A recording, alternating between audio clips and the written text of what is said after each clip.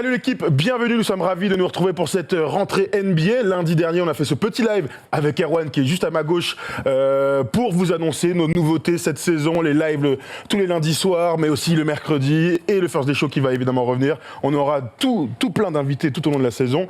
Bon Erwan d'ailleurs, comment tu vas? Ça va, tranquille? Ça va très très bien, je suis très excité à l'idée de cette saison qui s'annonce. Il y a plein de choses, et pas qu'en NBA. Pas qu'en NBA, absolument. Pour débuter donc cette série, cette saison d'invités, j'ai envie de dire, on était obligé de te recevoir. Toi, notre bon Nico. Comment tu vas, Nico? Le contreur fou. Le contreur. Dikembe Mutombo, on peut l'appeler même maintenant. Ça va très très bien, et vous? Bon, ça va super. Écoute, on est ravis de te recevoir. Tu sors de plusieurs semaines de folie, j'ai envie de te dire, parce que toi, tu as découvert l'Elysée. Nous, pas encore, mais on espère un jour peut-être. J'espère pour vous, ouais. Ça s'est bien passé? C'est très très bien. Le cocktail après était sympa. Ouais. Ouais, des bons petits fours. Tu me disais que Brigitte était très sympa. Brigitte Macron est très très gentille. J'aime beaucoup. Moi j'ai découvert le commissariat de la Goutte d'Or, c'est pas mal aussi. On y mange moins bien, je tiens à te le dire. Bon, tu sais que depuis plusieurs mois maintenant, on a l'habitude de discuter ensemble. Ouais. Tu fais partie intégrante de notre équipe où on peut avoir tes avis lors des libres antennes. L'année dernière, tu as fait beaucoup d'émissions avec nous. On a vécu le titre des Lakers ensemble. On a parlé de plein de choses. Mais c'est vrai qu'en un an, il s'est passé beaucoup de choses, mon Erwan. Ben oui, il s'est passé beaucoup de choses. Moi, je me souviens l'année dernière, on est transparent ici. Quand tu reviens l'année dernière faire les émissions avec nous, Nico, t'as pas le moral, on va pas se mentir, t'as pas le moral et c'est ce qu'on se disait avec Tom quand même, tu l'as dit aussi dans cette super interview avec Yann Onona qu'on embrasse, qui a encore fait une super interview d'Evan dans l'équipe. Et en un an, t'as eu ce buyout avec les Hornets qui a été le début un petit peu d'une libération, t'as eu cette signature avec les Clippers qui a été aussi le début sur un retour de projet où on t'a enfin reconsidéré pour tes attitudes. Et puis, cette saison avec les Clippers, un coup titulaire, un coup sixième homme, un coup pivot, un coup poste 3, un coup poste 4, un peu couteau suisse comme d'habitude. Ce run de play-off incroyable, le meilleur run de play-off de l'histoire des Clippers. Donc, tu finis cette année-là aux portes des finales NBA, mais ça reste quand même un super run côté Clippers. Derrière les Jeux Olympiques, ce contre fantastique, cette médaille d'argent, je crois d'ailleurs que tu l'as amenée avec toi. Honnêtement, on est ravis parce que l'année dernière, on était content que tu viennes. Mais tu nous avais quand même confié, je me souviens encore au fin fond du canapé avec Steph, tu nous avais dit, je crois que j'ai envie d'arrêter. Ouais. Et un an après, t'as tout, je crois, sauf envie d'arrêter. Bah, c'est clair. Non, c'est clair, il y a un an, on en avait parlé, je par message ou téléphone, je sais plus, on était venu ici commenter le début de la bulle. On a commencé à commenter le Clippers, Lakers. C'est vrai. Un bon match de merde. Le Clippers, Lakers a commenté et 3 mois plus tard, je me retrouve à le jouer, le Clippers en étant starter. Donc, alors qu'il s'est passé tellement de choses dans ces 3 mois-là, donc c'était... on sait jamais ce qui va se passer, quoi. J'étais au fond du trou mentalement, et j'ai réussi à me relever, à bosser. Et l'année qui s'est passée là, les 10 derniers mois, là, c'est magique, quoi, ce qui s'est passé pour moi. C'est quand même passé, pour certains, du pire contre NBA au meilleur contre NBA en quelques mois. En 2 semaines. À Noël, en fait. À Noël, mais c'est la plus grande plus-value du... C'est la plus grande plus-value de l'intersaison. C'est là que tu te rends compte qu'il n'y a pas forcément d'objectivité, pas mal de charlatans dans les commentaires. Désolé de dire ça, mais c'est vrai. Parce que j'ai rien fait d'exceptionnel cette année pour moi. On a 8,5 rebonds. Tu dirais même pas que c'est ta meilleure année? Non. C'est pas sa meilleure année. Ma première année, après Clifford, donc sous Borrego, je tournais à 9,6 rebonds, 4 passes. Oh, il est pourri, il prend sa retraite. Là, j'ai 8,5 rebonds, 2 passes. Les stats ne veulent pas tout dire. Mais non, et pourtant, j'ai joué là exactement de la même façon. Sauf que c'était le système mis en place que je prenais moins. Je crois que ça fait 7 ou 8 ans que j'ai pas pris aussi peu de tirs. J'ai rien fait d'exceptionnel. J'ai juste rekiffé jouer au basket d'une certaine façon. On m'a juste vu. En fait, on m'a permis d'être moi, avec un coach qui m'a permis d'être moi. Mais c'est sûr qu'à 3 millions, c'est à 2,5 millions au lieu de 27, c'est différent, quoi. Les attentes sont différentes. On se souvient, on parlait beaucoup, nous, l'année dernière, en off, de l'intérêt de pas mal de franchises. Et le choix de la franchise, finalement, il a aussi été archi important. Ouais. Finalement, tu t'es arrêté beaucoup entre Clippers et Warriors. Ouais. Et le choix des Clippers, finalement, il est important parce que ils ont su te séduire parce qu'ils ont dit non, mais nous, on sait quitter. Et ça s'est vu après, du coup, comment tu t'es éclaté cette année avec eux. Et ils te voulaient pour tes qualités, même si certains les avaient oubliées. Ça, c'était important dans le choix aussi. On avait fait une émission après mon premier entraînement. Je m'en rappelle. Et voilà, j'ai fait mon premier entraînement. Mais il n'y avait pas eu de contact. Il y a eu 0,55. C'était juste du 5 contre 0. Il m'avait déjà clairement fait comprendre que ce qui s'est passé à Charlotte, nous, on s'en fout. On sait très bien, entre guillemets, ce qui s'est passé. C'est ce qu'ils m'ont dit. Le lendemain, je suis allé à l'entraînement, j'étais dans le 5 déjà. Il m'a fallu un entraînement pour aller dans le 5 de départ, entraînement du 5 de départ, parce que Marcus Morris s'était blessé. Mais ils m'ont fait comprendre que ça allait pas juste être parce qu'il est pas là, après il revient, tu vas plus jouer. Non, tu vas rentrer dans le 5, mais tu vas être installé dans la rotation à long terme. Ça m'a surpris de leur part. De toute façon, ils m'ont fait comprendre ça. C'est pour ça aussi que j'ai choisi les Clippers. Et toute l'année, je crois, en minutes cumulées, je suis numéro 1 de l'équipe. Parce qu'en moyenne, c'est Kawhi et Paul George. En moyenne de minutes, je suis troisième, moyenne de l'équipe, mais en cumulé, je suis premier. Dans une équipe qui était quasiment faite pour jouer le titre NBA. Donc, ça m'a conforté sur ce que je pensais de ce qui s'est vraiment passé à Charlotte. Et c'est ce que j'ai expliqué pendant plus d'1 an. Et c'est ce qu'on m'a confirmé quand je suis parti d'ailleurs. Le terrain, c'est le terrain chaque fois. Bah ouais. C'est pas que j'avais pas le niveau, c'est que je rentrais pas dans leur plan et mon style ne leur plaisait pas. Ils m'ont fait comprendre, ils me l'ont dit et on me l'a répété, on me l'a reconfirmé quand je suis parti de toute façon. Tu n'as pas joué parce que. Et voilà, parce qu'on m'a dit des trucs dans les yeux. Si on sait très bien, si on te fait jouer, tu vas faire tant, mais c'est pas ce qu'on veut. On m'a dit ça quand même à Charlotte. Pour revenir sur les Clippers, cet été, t'as signé. Ouais. Les Warriors sont revenus au combat. Ouais. Thomas, je t'ai peut-être mangé une question. Ah non, je t'en prie, vas-y, va ça. Les Clippers ont été encore une fois les Warriors ont été encore une fois très insistants. Et t'as une fois plus choisi les Clippers. C'était pas pour l'argent. Non. Parce que t'as pas signé un contrat faramineux. C'était aussi pour trouver un peu de la stabilité. Aujourd'hui, à 33 ans, 34 ans, t'avais... 32. 32, ouais, j'aime bien vieillir les 38, gens. 39. En fait, c'est lui qui a... C'est moi qui viens d'avoir 39 ans, donc c'est pour ça que je suis un peu... 88, oui, mais je suis toujours aussi bon en calcul mental. Hein, Je suis décembre, donc je suis au mois de décembre. C'est pour ça que j'ai encore un peu de temps. En plus, fin d'année. 32, donc t'avais besoin aussi de continuer un petit peu dans cette stabilité. Tu ne voyais pas changer? Après, niveau argent, voilà, j'ai fait 13 ans NBA, j'ai quand même gagné beaucoup d'argent, donc c'était pas ça la priorité, entre guillemets. On en a connu, hein. Oui, mais j'aurais pu, oui, j'avais des offres beaucoup plus... Il y a une équipe qui m'a proposé 5 fois plus. Ah, 5-6 fois plus. on peut faire un quiz ou on n'a pas le droit? 6 fois plus. Est-ce qu'on a le droit de faire... C'est le BCM Gravelines. J'ai l'info, je la donne. 5 ou 6 fois plus, une équipe qui m'a proposé, je ne vais pas dire 10 fois, mais quasiment 10 fois plus que j'ai à l'année maintenant. Mais je voulais pas rechanger, repartir encore à zéro. Ça s'est bien passé. Avec Ty Lue, j'ai une relation extraordinaire. Avec, j'ai parlé à Kawhi avant de signer, j'ai fait « Tu restes hein. ». Toi, je sais pas s'il s'est resté en pas. Moi, quand j'ai su qu'il savait qu'il restait, même s'il est blessé, voilà, moi je voulais pas non plus... Enfin, je savais qu'on gardait le noyau dur de ce qu'on a commencé maintenant. Ça m'intéressait vraiment de rester. Et... avec Paul George, je parlais avec Serge aussi, on a beaucoup parlé avec Serge, en fait, avec les dirigeants. Je m'entends bien, on va pas se mentir, la ville est pas dégueu. Ça joue aussi. On connaît un peu. Ma famille se sent bien. Même toi, mon fils à l'école, il a sa première année où il était vraiment bien content dans une école. Il a 2-3 potes où il me disait ouais, je vais revoir machin. J'ai fait. C'est dur de pas. Ça tout joue en fait. Même toi, ça prend en compte. J'ai dit ouais, je voulais pas le faire changer d'école. Enfin, ce qu'on a dit. Il est bien dans cette école-là, il est bien avec ses potes. Vas-y, on déménage pas, on signe 2 ans, on se repose 2 ans et puis voilà. Donc t'es complètement épanoui aux Clippers? Oh mais totalement, moi c'est un kiff total et puis ils m'ont relancé, ils m'ont aidé c'est ce que j'ai dit à la fin de la saison, j'ai dit je les ai remerciés parce qu'ils m'ont permis de redevenir un joueur de basket. Et pour ça, je leur suis reconnaissant. Si j'avais fait les Jeux l'année dernière, j'étais dans un état, ils m'ont permis de faire ça derrière, donc... je suis resté. On peut même dire merci à Steve Ballmer parce que sans lui, peut-être que tu n'aurais pas mis ce compte sur Prepelic. Merci si on va très loin dans l'idée. Je vous propose les gars de reparler des Clippers dans quelques instants, mais plutôt de la saison prochaine. Mais on va s'intéresser à l'équipe de France. En plus, tu es venu et tu nous as fait un beau cadeau puisque tu nous as amené la médaille d'argent de ces Jeux 2020 qu'on a le droit de toucher. Voilà comment Nico est sympa. J'ai même pris une photo comme une groupie que j'ai envoyée évidemment à ma mère. Tiens, Erwan, elle est très très lourde. Elle est lourde, elle fait quasiment 500 grammes. Ouais. 500 grammes d'argent, super cadeau, on est content. Et sache que quand on était en bas et quand on discutait et que tu n'avais pas dit que tu l'avais amené, j'étais prêt à t'en vouloir en fait. Et à le dire dans l'émission. Non, j'ai quand même ramené. Il m'a sorti ça de sa poche tout à l'heure avant l'émission, comme si je lui avais demandé 50 centimes pour un café. En fait, une magnifique médaille. On va en parler d'équipe de France parce qu'on a vécu un été de sport co français de très haute volée. Évidemment, les filles du basket ont remporté une médaille de bronze et vous, les garçons, cette médaille d'argent.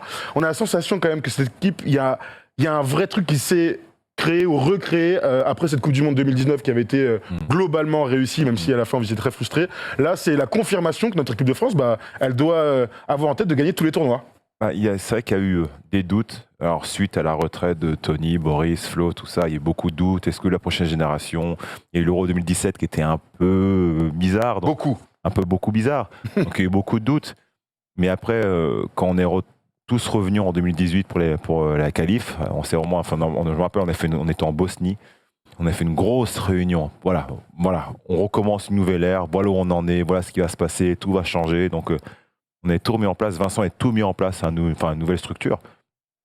Et c'est parti de là. Après, on est parti en Chine. Bon, notre non-match pourri contre l'Argentine a un peu gâché le truc, mais c'est vrai qu'il y avait le début de quelque chose. Ça n'efface pas la phase de groupe où vous avez été dominant et cohérent, surtout, c'est un truc qu'on connaît beaucoup dans l'équipe. Les Américains. Ça efface pas la victoire face à Team USA, ça efface pas une victoire à l'échelle mondiale. Oui. Et ça, le basket français, on peut pas cracher dessus non plus. Alors oui, on était tous frustrés de cette demi-finale face à l'Argentine. Une finale de bronze dans un championnat du monde, c'est la deuxième fois sous l'ère Vincent Collet et avec toi aussi Nico. Franchement, oui, on est frustrés, mais j'étais le premier à dire qu'on aurait dû faire mieux, mais je crois que cette médaille de bronze, c'est aussi le début de ce qui allait arriver. C'est une nouvelle génération, c'est des nouvelles responsabilités. Nando et moi, on était différents dans ce groupe-là qu'on était auparavant. Ça a été l'émergence d'Evan, la confirmation de Rudy, d'autres joueurs qui suivent derrière.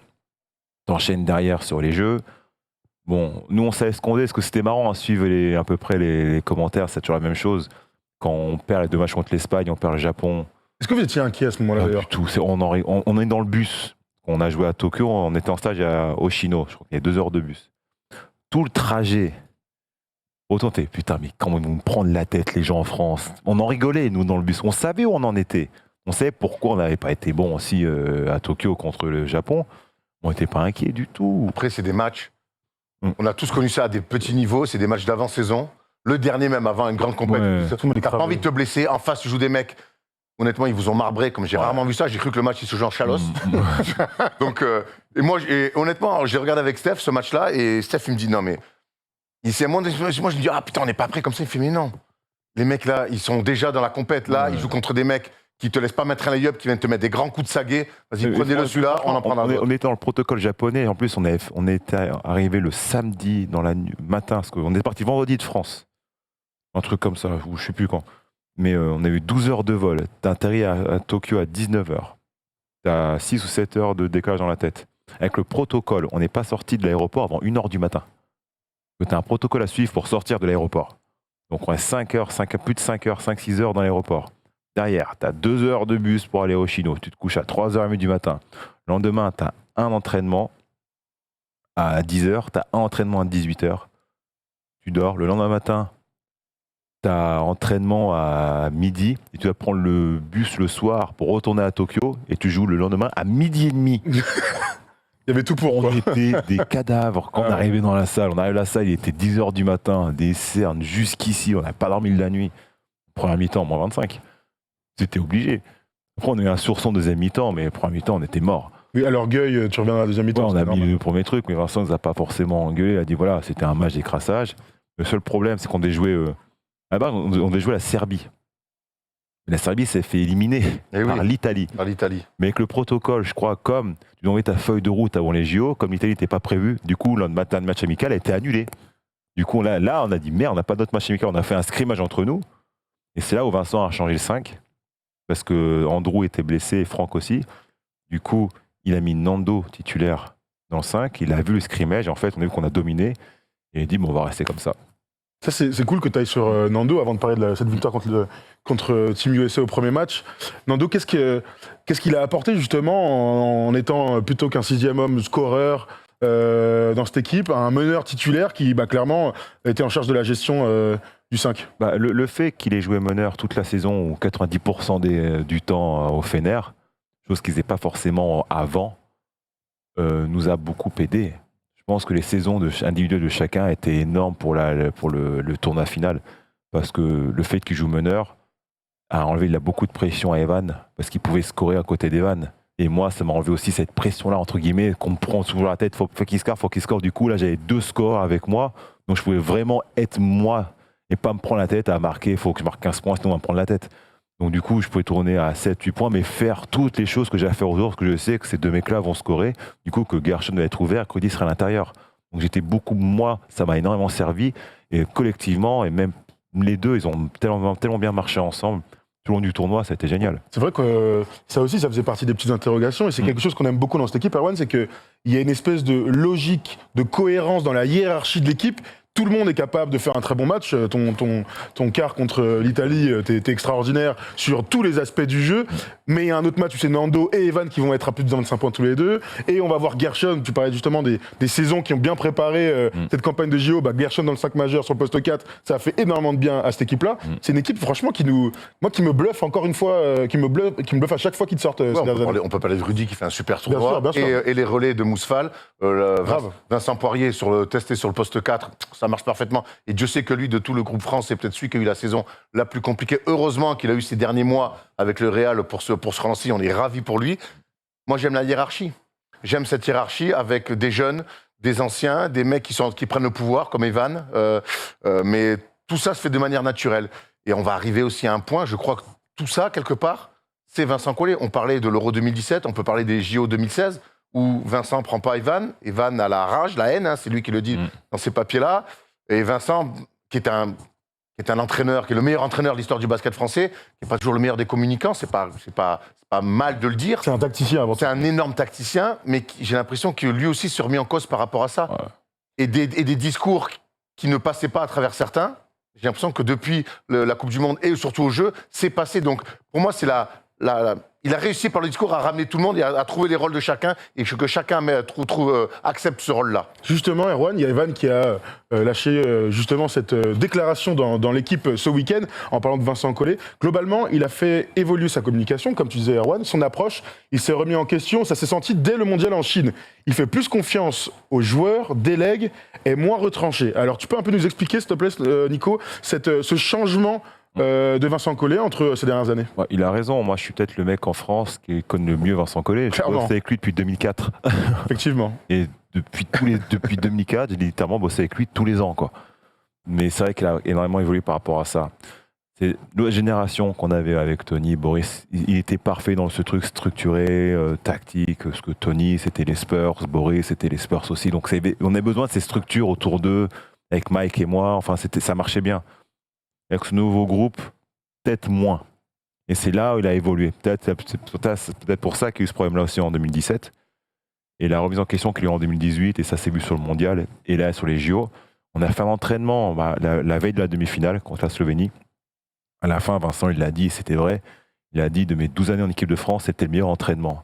Parce qu'il devait durer 3 quarts d'heure, il a duré 1h30, mais c'était de la communication non-stop pendant 1h30 de tout le monde qui mettait quelque chose en place.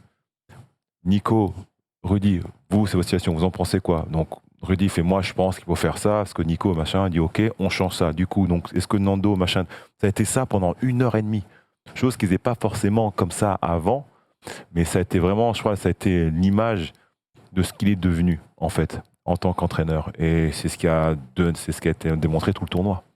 Moi, ce que j'aime bien avec Vincent Collet, et je l'ai critiqué par moments, notamment les JO 2016, l'Euro 2017, pour moi, il se trompe il se trompe au JO 2017 pour moi sur sa liste. Alors il se trompe, de toute façon je suis personne pour le dire, mais on est des observateurs, on nous insulte pour ça. Donc pour moi au JO il se trompe en pas prenant Evan par exemple. En 2017 j'ai l'impression qu'il a perdu son groupe.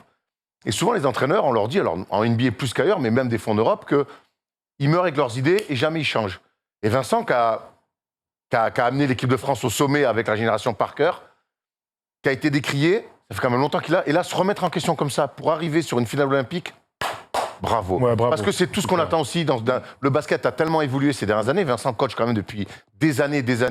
Et me montrer, après des années, les certitudes qu'il avait dans le jeu, parce que pour le coup, tactiquement, c'est un mec passionnant à écouter. Et là, venir sur le managerat, changer sa façon de faire avec une nouvelle génération. Et que ça marche. Parce que sinon, c'est trop facile de changer. Et que ça marche. On a changé tout le playbook. Hein. Donc, et même dans le relationnel, quand Evan fait ça, fait cette interview-là, alors qu'en 2016, ça s'est très mal passé. Nous rappelons que Thomas Hurtel, il l'a eu à Lasvel. Il n'a jamais joué à Lasvel, Thomas, enfin, sauf l'année dernière. Mais il n'a jamais joué. Vincent n'en voulait pas. Ils l'ont prêté à Strasbourg. Ensuite, il est parti à Alicante. Et un peu boum, et un peu Mais Vincent n'aimait pas le style de Thomas Hurtel. Mais voilà, tout ça, moi, c'est cette manière de gérer comme ça. Je trouve ça. Je trouve que c'est très, très fort. Et ça. Il y aura toujours des pros, des anti-collés. Mais au final, moi, là, un mec qui évolue comme ça, avec son joueur et une nouvelle génération, un grand bravo. Il a su déléguer, voilà, c'était Nico, Nando, Evan, Rudy. c'est vous quatre, à votre façon et leader. De toute façon, Nando, c'est le papa, c'est le daron de la team. Moi, c'est moi qui dirige les trucs vocalement sur le terrain, le relais de Vincent. Evan, c'est la grande gueule, machin. Et Rudy, bon, c'est le pilier. Donc on a chacun notre rôle. Mais dans l'entraînement, des fois, il venait nous voir Nando et moi, il fait voilà, le 5-10 prochaines minutes de scrimmage, c'est vous qui gérez. C'est vous deux qui faites l'entraînement. Tu vois, c'est des trucs comme ça, en fait, qui nous responsabilisaient, nous mettaient en avant. Et c'est pas son école, c'est pas sa manière Non, de il faire. n'était pas comme C'est ça. pas comme ça. Comment tu l'expliques ce changement en vrai? Bah, c'est l'évolution, voilà, le sport change, le basket a changé, les joueurs ont changé. Moi, je suis arrivé en équipe de France en 2009, avec, il y avait Emeric Janot encore, Ouais. tu vois. Ah ouais. Là, c'était pas les mêmes. Là, c'était TLC, Franck, Ortez, c'est pas les mêmes mecs à gérer. Et il a réussi à changer ça parce que les mecs sont différents. Toi, tu mets dans une disposition différente qu'Emeric Janot ou Tony Parker ou des mecs comme ça à l'époque pour qu'ils soient bons sur le terrain. Et c'est là qu'il a réussi à faire ça, à changer. Et ça se voit. Franchement, ça se voit et on prend beaucoup de plaisir à vous suivre. oui. Souvent, on dit le truc un peu galvaudé, le groupe vit bien. Bah vous avez, Oh, c'était un kiff. vous avez vraiment le groupe qui vit bien. Quoi. J'ai toujours dit. j'ai toujours L'équipe dit- de France de foot aussi, il vivait bien. Seulement à quand l'euro, il gagne, à par l'euro, contre, ouais. J'ai toujours dit que 2011, pour moi, était la meilleure campagne. Ouais. La meilleure équipe plutôt, tu disais, non? Meilleure équipe, mais la meilleure campagne en général. 2021, c'est passé devant et de loin. Mais ça soit basket et en dehors. Parce que c'était particulier en plus, les conditions, mais on a passé 3 semaines, un mois de folie. Vous étiez comme en colonie de vacances, Mais les uns sur les autres tout le temps. quasiment, quoi. On a su, avec Nando, parce qu'il fallait gérer les mecs en dehors, on n'était pas strict. On a changé beaucoup de règles par rapport au truc. On était beaucoup moins strict. Bah, bon, on a fait 2-3 réunions quand même. Mais ça s'est bien passé en général. Pourtant, Babac est quand même là, dans le staff. Babac dit ouais, Babac, laisse-nous gérer. Hein, c'est fini, toi. Laisse-nous les gérer. On sait comment les gérer. Je pensais au futur de l'équipe de France, puisque on parle beaucoup de Paris 2024, les prochains JO, c'est le prochain objectif. Pas du tout, puisque l'été prochain, il y aura un Euro à jouer. En 2023, il y aura une Coupe du Monde à jouer, avant justement l'apothéose que pourraient être les JO de 2024. Bon, j'imagine, là on regarde vite fait le calendrier, j'imagine que, et Evan l'a dit aussi, que le but maintenant, c'est d'être champion d'Europe. C'est le seul but de ce groupe et de l'équipe de France. Il y a un truc à monter, et puis il y a beaucoup de joueurs qui vont arriver. Que c'est bien sur cette. Que c'est un escalier jusqu'à 2024. Mais c'est là en plus ça, tu vas pouvoir te permettre d'intégrer. Tu vois, Malédon. Kylian Hayes, si les Détroits le laissent partir. Victor, enfin plein Évidemment. de mecs comme ça, tu vois. Donc c'est intéressant parce que l'équipe 2021 sera sûrement pas la même en 2024. Mais on a tellement de joueurs qui arrivent qu'il faut commencer à intégrer, parce que tu vas pas arriver avec machin, boum, on change du dernier moment, non. Donc c'était intéressant justement sur les 2 prochaines années de commencer à intégrer 2-3 mecs et qu'en 2024, Vincent dit ok, voilà, qu'est-ce que je fais? Parce qu'il aura le choix. Bon, on a vu les 3 compétitions Ouais. à suivre. Ça serait tes 3 dernières compétitions avec l'équipe de France. Oui, Toi, Paris 2024, c'est ton Ouais. objectif pour dire merci à tous, ciao, à bientôt. sûr. Apothéose, donc. Hein. Ouais. Ça c'est sûr. Et en voulant être champion olympique, parce que j'ai eu la chance de croiser Rudy là, pendant cet été avec Kevin Ido de Ben Clark, hein, qu'on salue. Et j'ai parlé un peu avec lui, je suis revenu sur les playoffs, et je suis revenu un petit peu aussi sur les Jeux Olympiques. Et c'est comme toi, hein, c'est des mecs, tu leur parles un peu basket, tu tires la pelote, et tu te retrouves à parler une demi-heure de basket. Et vous étiez frustrés de cette finale face aux Ricains. Alors certes, Kevin Durant est sur une autre planète, certainement imbattable, mais il me dit en 2020... En première mi-temps, ouais. Ouais. Il me dit en 2024 que ça sera plus là, il n'y aura plus LeBron. Nous, on va continuer à grandir. On sera chez nous. J'ai senti que... Il y a un truc, en fait, c'est. Vous avez envie de J'ai dit ça en conférence de presse. Le basket français, on arrivait à être déçu du médaille d'argent aux Jeux Olympiques quand même. C'est bon signe pour le basket français. C'est bien. C'était pas le cas en 2000, par exemple. Et c'est ça, ouais. le point positif de ça, c'était ça, c'est qu'on était vénère. Putain, c'est que de l'argent, quoi. Alors que là-bas, c'est une finale olympique, c'était génial. Donc là, le seul truc qu'on a en tête, nous, alors oui, en France, ça plaît pas forcément de dire ça. Nous, c'est l'or. On a que ça en tête par rapport à Paris, quoi. On dit, ouais, pour nous, c'est faisable. Mais pour de vrai. Est-ce que toi, tu as la sensation, parce que quand vous tapez des Team USA au premier match, vos réactions, elles sont mais top niveau, c'est-à-dire que vous restez concentrés, on sent pas une euphorie particulière, vous avez fait un match de rentrée, enfin de rentrer dans un tournoi, vous les avez tapés, c'était, j'ai envie de te dire, normal, puisque c'est déjà arrivé 2 ans plus tôt. On sent quand même qu'il y a une marge qui est de moins en moins importante parce que la finale, l'équipe de France fait pas un grand match, pourtant tu Non. perds que de 5 points. Ouais. Donc est-ce que vous, dans votre idée, vous êtes au niveau Team USA ou est-ce qu'on se dit encore qu'ils ont un peu de marge, tant qu'ils ont Kevin Durant notamment? Quand on me dit, ouais, est-ce que c'est possible de les battre en finale? Je dis, c'est de moins en moins impossible. Clairement. Je vais pas dire que c'est de moins en moins impossible, ça c'est sûr. Mais on était focus sur l'objectif. Quand on bat les Américains, oui, au premier match, il n'y a pas de réaction. Mais ça a été tout le tournoi, parce que en général, dans les tournois comme ça, quand une équipe gagne, dans son vestiaire, ils arrivent, ils mettent le son à fond, ils mettent la grosse enceinte, et toutes les équipes font ça.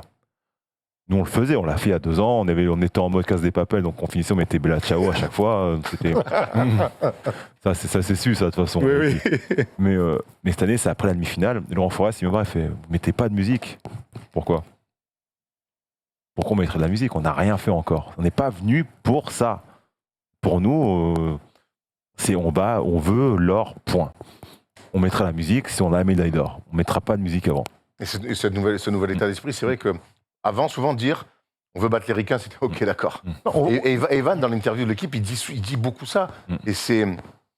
À force de le dire. C'est qu'à un moment donné, c'est que oui, le dire qu'on veut battre les Ricains, c'est pas flambé, c'est de l'ambition. Oui. Et oui, au bout d'un moment, on a des Français qui jouent à NBA depuis des années, qui les connaissent, qui les jouent tête à tête tous les soirs. On a envie de les taper. Et en plus, on sera chez nous. Bah ouais. C'est ce qu'on s'est dit, parce que tu regardais la liste des rosters, on s'est dit ça mercredi. On les a tous battus déjà, hein, techniquement, dans la saison. Donc on les a déjà battus. Bon, pas par nous-mêmes, entre guillemets, mais on sait qu'on a déjà gagné contre eux. C'est pas des gens qui sont imbattables. On a pu ce truc Dream Team 92, Barcelone, c'est fini. C'est arrivé une fois, et peut-être 2 fois avec au championnat du monde, enfin jusqu'à 96, les 3 premières Dream Team. Ouais, voilà. Et à partir de 2000, c'était fini. Hein. Même en 2000, ça date pas d'aujourd'hui. Hein. Parce que même techniquement, la grande Redeem Team de 2008, il y a match. Hein. Ah, contre l'Espagne, L'Espagne, il y a match. il y a match. 2008-2012, il y a 40 match, mois, hein, clairement. Hein. De la finale à Londres, il y a match en finale. Ça, c'est pas des. Après, il y a eu la finale De la Serbie. contre la Serbie, En les 2, 2016. contre la Serbie Oui, en les 2014 deux, et ouais, ouais. 2016. Mais Ciné 2000, si je crois que c'est Jessica Vicious ou pas, ou de lancer franc, il saute hein, Ouais, en demi. Hein. ouais. Il saute en demi. Donc ça fait 20 ans que ça commence. Ça met un peu de temps, mais ça va arriver. Ça va arriver à un moment donné. Ça, c'est arrivé à Athènes. Donc, C'est arrivé à Athènes.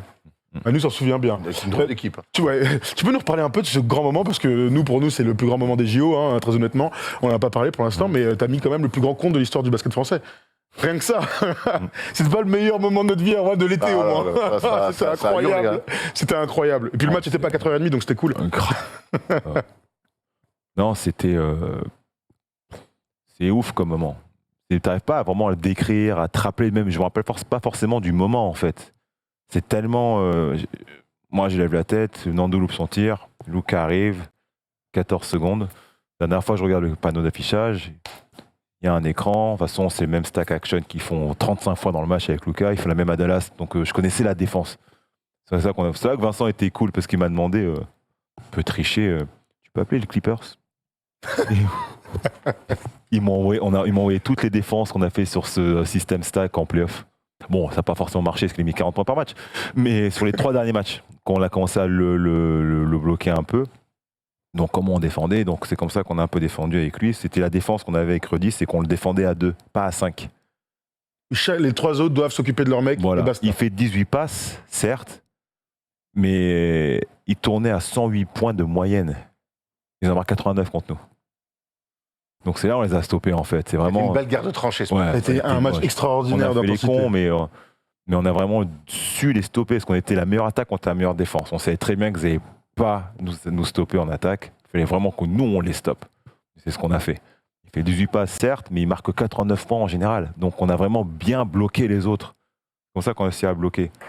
Mais donc la défense revient, donc on fait ça qu'on savait. La défense qu'on fait, elle est fluide.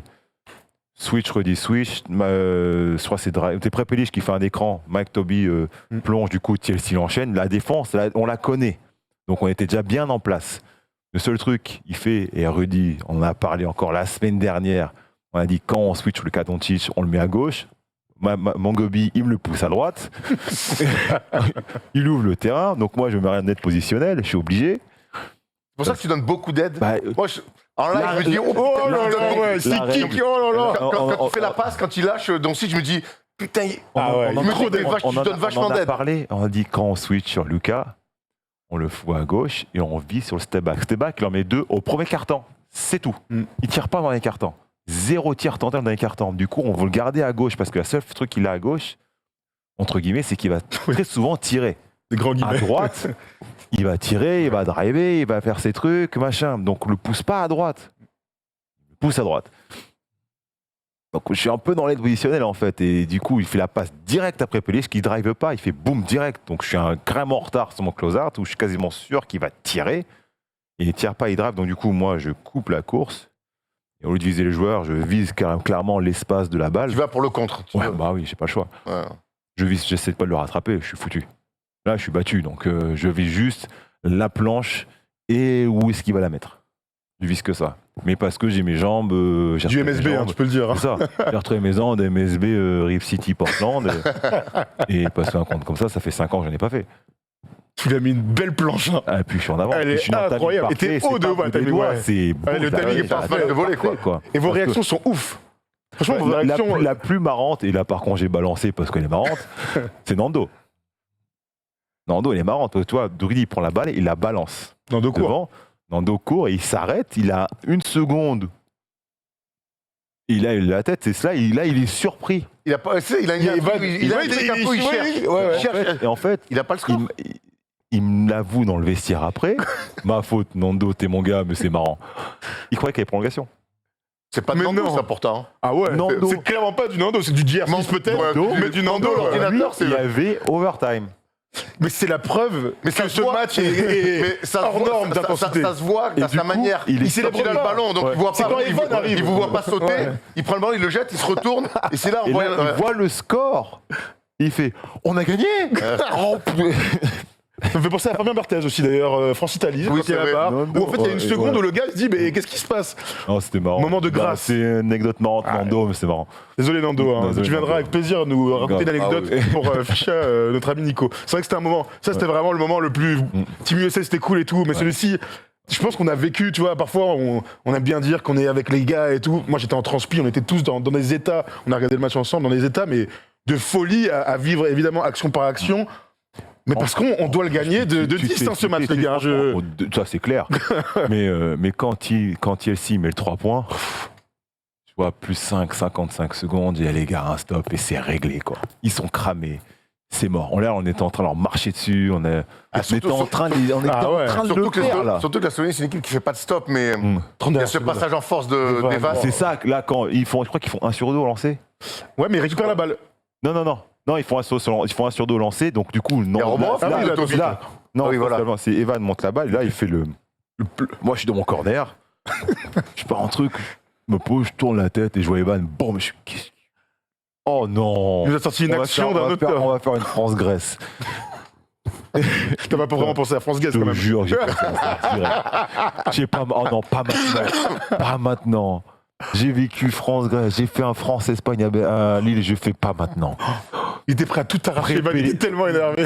Préparé, sorti de l'écran, je suis dans l'axe, sous le panier. Et je putain, elle est dedans. Il y a lié, hein. Allez, Ah, direct, voilà. je suis dans l'axe. Je vois, putain. Allez, les gars, faut qu'on marque. Non, quand Nando. Et après, quand Nando loupe, on a la balle. Ils ont la balle, mais personnellement, je suis pas stressé. Je suis ok, vas-y, ça va être marrant. Là, je suis pas. Putain, panique, je suis calme. Nous, on n'est pas bien, nous. Ah, moi, là j'étais stressé. Quand Evan fait le truc, quand Prepelic met le 3 points, quand Nando, machin, la balle. Là, mais dès que Lucas a le ballon, j'ai fait, relax, c'est bon. Ça va être marrant, on fait juste à faire un stop. C'est eux qui ont la pression. Il y a 0 pression à avoir de notre part. La défense, elle est bien. Vous avez Et confiance en vous, surtout. tu revois la défense.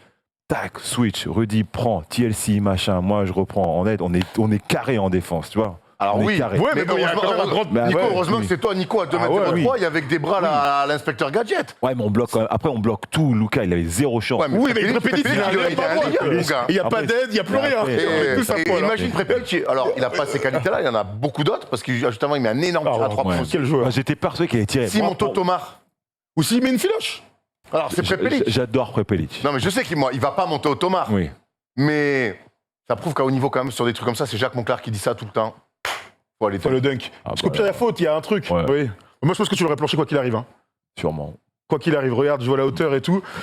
C'était un grand moment, honnêtement. De toute façon, cette campagne olympique restera gravée, même si on espère que dans 3 ans, vous ferez encore mieux. C'est tout ce qu'on nous souhaite à tous. Mais c'est vrai que ce France-Slovénie restera peut-être comme le plus grand match, certains pourraient dire, le plus grand match de l'histoire de l'équipe de France devant les Team USA. Hein. Intensité incroyable. Ah, pour moi, c'est devant Team USA. Team USA, car, intensité incroyable, enjeu fantastique, action iconique. Voilà, quoi, il y a tout, quoi. Le France-Espagne à Madrid, il était beau.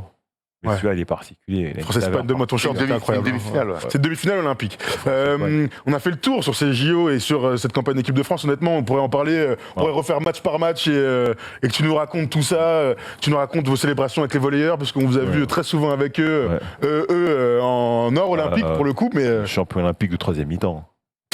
voilà, c'est exactement ça. C'est un très fort. Ils portent bien leur nom de Team Bouillave, là. Ah oui. Ah ouais? Oui. Bon, plus qu'ils sont meilleurs que nous. Nous, il est basketteur. Ça s'est vu en plus. Ah, ça s'est vu, ouais. Ça s'est vu. La conférence de presse, vous êtes tous ensemble là. Ah, c'était génial. Oh, vous m'avez régalé de tête, vous m'avez régalé. Fantastique. On a fait le tour sur l'équipe de France. Si vous avez des petits mots à dire à Nico, eh ben, ça se passe dans les commentaires. Évidemment, Nico regardera parce qu'il regarde absolument tout. Et puis on aura le temps d'en rediscuter lors des libres antennes parce que Nico sera parmi nous parfois, une fois par mois, les lundis, 22h minuit, sur Twitch et au téléphone. Vous nous appelez via Discord. On aura le temps de reparler de tout ça, de reparler de l'équipe de France pendant tout au long de la saison. On va parler vite fait des Clippers pendant 5 minutes, s'il vous plaît, les gars, puisqu'il s'est passé certaines choses. L'année dernière, on va faire un récap vraiment global. Après les gros changements de l'intersaison 2020, changement de coach, Doc Rivers qui se fait éjecter, Tyronn Lue qui reprend cette équipe. Vous faites une très bonne saison au global. Vous finissez 3e de la conférence Ouest. Il y a beaucoup de changements. Serge Ibaka, Nico Batum, Rajon Rondo est arrivé en cours de saison. Qui j'oublie, Luke Kennard est dans cette petite affaire. L'explosion du petit man. Terrence Mann en play-off, et vous allez en play-off où vous allez connaître, comme disait Erwan, c'est la plus grande campagne de play-off de l'histoire des Clippers. En étant à 0-2 à chaque fois. En étant à 0-2 à chaque fois. Alors ça, c'est des paris que vous avez fait ou chaque fois les sportifs pros ne parient pas, Erwan. C'est un délire, ça. Non, c'est vrai. Ouais. Tu vas t'en vouloir, Stephen. Le 2-0 contre Luka, pour nous, c'était évident que vous allez vous faire sortir, enfin comme tout le monde, sachant que c'était à l'extérieur, enfin c'était, fallait le faire à l'extérieur. Rebelote contre le Jazz. Tu peux nous raconter un petit peu comment vous avez vécu ça, les 0-2, et qu'est-ce qui a fait que vous avez à chaque fois réussi à avoir les ressources pour revenir dans les séries? Or, celui de Dallas, j'en ai aucune idée. Vraiment. Bon, tactiquement, quand même, vous avez changé sur Doncic. Bah, on est passé en small, ouais. Comment c'est là que je suis passé en mode center, là. Comment, oui, comment ça se passe? Toi, je te connais, et j'ai au téléphone aussi. Ouais. Envoyer Zubac à chaque fois sur Doncic, à un moment donné, vous êtes mené 2-0, vous êtes mené à la mi-temps du match 3, et c'est... On est mené 30-11 au match 3. Oui, 30-11. 30-11. Pourquoi ce changement tactique, il intervient si tard? Est-ce que tu as une réponse à ça? Non, parce qu'on pensait vraiment qu'il allait se fatiguer. Apparemment, non. Donc on est passé en small et on switch tout, de toute façon on n'avait pas le choix. On sait qu'en faisant ça, on allait mettre vraiment hors de la série pour Porzingis. Son Lucas allait prendre 35 tirs quoi qu'il arrive. Il allait avoir le ballon 95% du cas. Donc tu peux pas empêcher Lucas de faire du Lucas. C'était vraiment en faisant ça qu'on sort Hardaway, parce qu'il avait fait 2 vrais premiers games. C'est magnifique. Ah ouais. Et tu sors Hardaway de la série et tu sors Porzingis de la série. En faisant ça, on va gagner. C'est ce qui s'est passé. Est-ce que Luka te déteste après cet été? Je pense pas. Après le premier tour, il a dit un truc sympa sur moi. Vrai, il avait plus pote avec toi qu'avec la FIBA. Hein, parce que pour Luka, c'était arrangé, il faut le dire. Faire quoi? Respect le gamin, quoi. Ah bah, tu m'étonnes. Non, je lui ai dit que j'étais content de le battre maintenant, parce que ça va être plus dur de le faire dans les prochaines années, donc autant que je les prenne maintenant, parce qu'après, ça va être relou, quoi. Ensuite, il y a la blessure de Kawhi. Et il y a un truc quand même qu'on s'est dit très souvent dans cette campagne de play-off, c'est que les Clippers, l'année dernière notamment, on ne sentait pas d'âme. Et que cette saison, enfin pendant cette campagne de play-off, on a la sensation que les Clippers, avec le jeu des blessures, avec le scénario des séries qui font que, bah voilà, on s'est régalé à vous regarder, vous vous êtes trouvé une âme. Est-ce que toi, tu as senti un changement dans votre état d'esprit d'équipe? C'est la culture Tyronn Lue déjà, qui instaure un truc d'entrée. Même les assistants coach, Tyronn Lue et Chauncey Billups.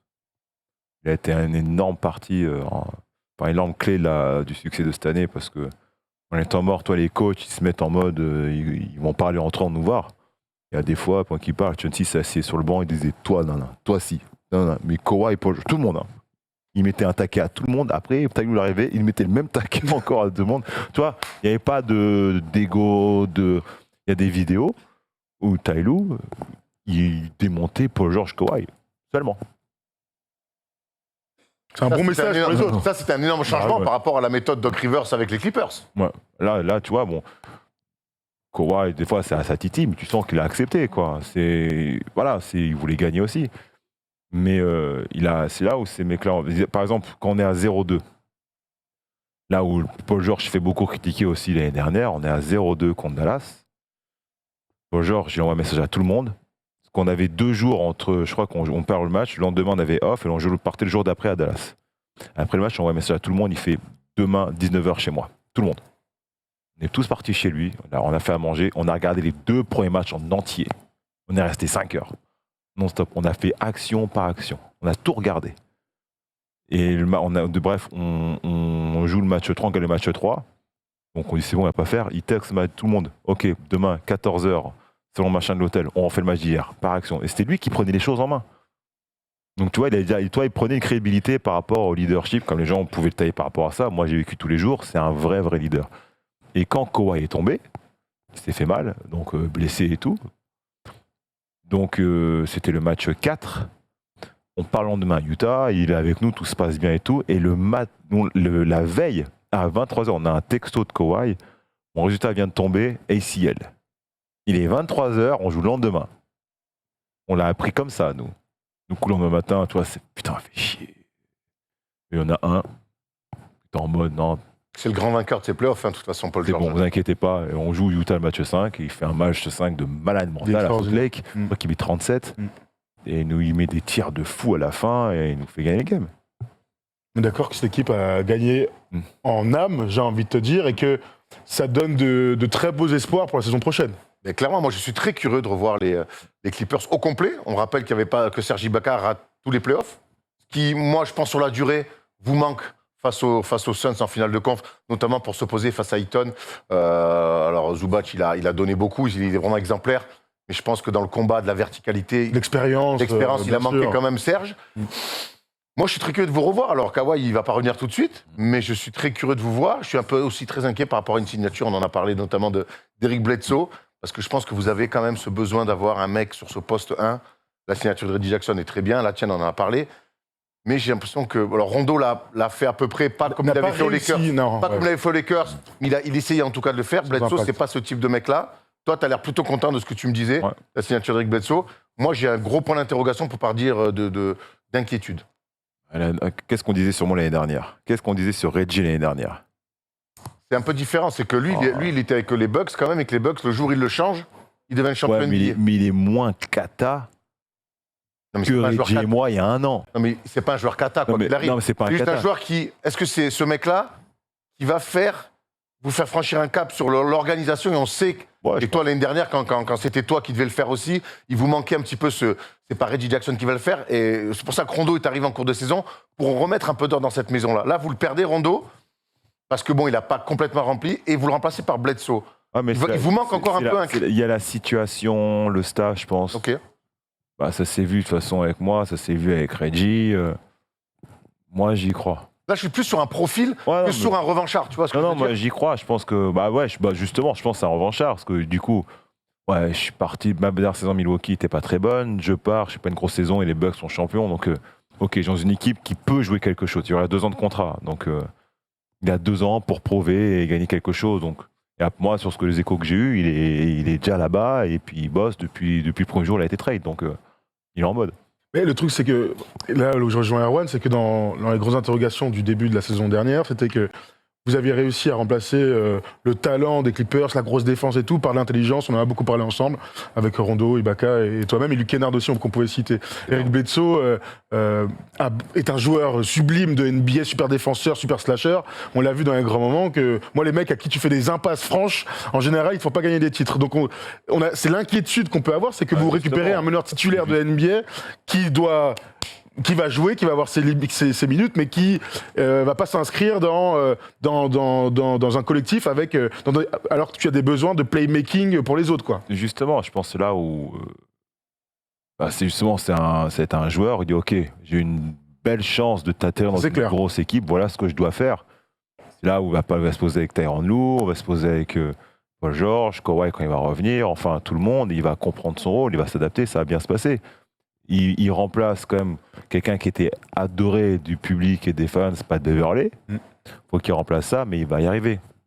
Je m'en fais pas pour lui. Et puis de toute façon, la NBA, on a bien vu que l'année dernière, vous l'avez fait là justement avec Rajon Rondo, il y a toujours après des opportunités en saison qui se font qu'à un moment donné, tu peux rajouter une pièce ou deux. Moi, je reste persuadé que avec le retour de Kawhi, vous avez une équipe, et Ibaka en pleine forme, vous avez une équipe énorme. Vous n'avez pas été les plus bling-bling sur cette intersaison, mais le vécu de l'année dernière vaut mieux que certaines signatures bling-bling. Je pense notamment à vos voisins de Los Angeles, notamment avec qui ça va être encore. D'ailleurs, on rêve un jour que vous vous rencontriez. N'hésitez pas un jour, les gars. Nico, tu nous as promis que s'il y avait un tour de playoff Lakers-Clippers, on venait le voir là-bas. Et Erwan, j'ai une bonne nouvelle parce que Polo, dans la régie, vient de transférer à l'instant même un article. Je ne vais pas te dire dans quel journal, je ne sais pas. Apparemment, les États-Unis pourraient ouvrir les voyages aux gens d'Europe et de UK, puisque c'est plus en Europe, aux gens vaccinés. Parfait. Mais voilà. Et ça, je trouve que c'est une bonne nouvelle pour enfin voir ce tour de playoff Lakers-Clippers qu'on attend tous. En novembre. Non, Jusqu'en novembre. Non, mais en novembre, l'ouverture. Ah oui, en novembre. On pourra faire aussi toute l'année, d'ailleurs. Mais donc voilà, moi je pense que votre vécu collectif l'année dernière, il vaut plus que certaines autres grosses signatures. Parce que le vécu collectif, et ça dans le sport, on peut me dire ce qu'on veut, ça veut toujours plus. Sauf si tu signes LeBron ou Kevin Durant. Mais bon, ça arrive, c'est réservé qu'à certains. Mais je te dis, moi je pense qu'à un moment donné, au cours de cette saison, on va avoir les opportunités. Des fois, des mecs qui jouent plus, on connaît. Mais ce mec un peu d'expérience avec un peu plus de. Allez faire jouer les gants. J'ai pas de nom comme ça qui me vient. Je sais que peut-être que Joel. Ricky Rubio. Ah, ça c'est. Ah bah, il va bien se faire cut au bout d'un moment parce que j'ai du mal à croire qu'il finisse sa Soyez à carrière l'affût. côté de. Combien il lui reste? 1 an, Ricky Rubio? Tout à fait, au Cavs. Dernière année, 1 ou 2 ans. Ouais. Peut-être un buy-out. Alors ça, mon gars, faut. Faudra foncer, mais je pense qu'il aura 2-3 propositions hein, sur. Ah, vaut mieux sauter sur Ricky Rubio que sur une mine, hein, je te dis tout de suite. Hein, quand t'es une franchise On NBA. va évidemment s'arrêter sur cette magnifique blague d'Erwan. Tu reviendras parmi nous lors des Libres Antennes pour discuter de la saison. On va faire plein de previews d'un maximum d'équipes dans ces Libres Antennes. Donc, si tu as 5 minutes, n'hésite surtout pas à nous appeler comme tu l'as toujours fait pour nous parler un peu des signatures et tout. Et oui, tu écoutes. Des fois, on est là, on parle, hop, je reçois un message. Et là, tu sais, il dit, mais non, il dit n'importe quoi, le mec. C'est clair. Bon, voilà, en tout cas, c'était très cool de t'avoir. C'est notre rentrée après le live de lundi dernier, ensemble pour parler de NBA. Ça nous a manqué. Ouais, Je me rends compte là. c'est sûr. Je m'en rends compte. Et puis merci d'avoir amené la médaille. Avec grand plaisir, c'est On normal. souhaite une très belle saison. C'est gentil, les On gars. va venir nous voir, on va te venir. On a des On va studios tout faire là-bas. pour le faire. Avec Webmedia, il y a des studios là-bas, on va venir te On voir. va tout faire pour venir. On est obligé. Merci Nico. Un bon resto, t'as des bons restos quand même, hein. Tu connais un peu quand même. Quand même. Il est en Quand place même. maintenant. Alors, en Los Angeles, Il y a un les gars. Buffalo Grill avec haricots verts à volonté, je te dis que ça. Merci les amis de nous avoir suivis. On se retrouve très rapidement. On a plein d'interviews qui vont arriver prochainement, évidemment de joueurs NBA ou d'anciens joueurs NBA qui jouent en France maintenant. On va revenir avec les Libres Antennes, avec le First Day Show qui va recommencer lui par contre plutôt en octobre, au début de la saison NBA. On vous souhaite à tous une très bonne journée, un très bon week-end. Ciao.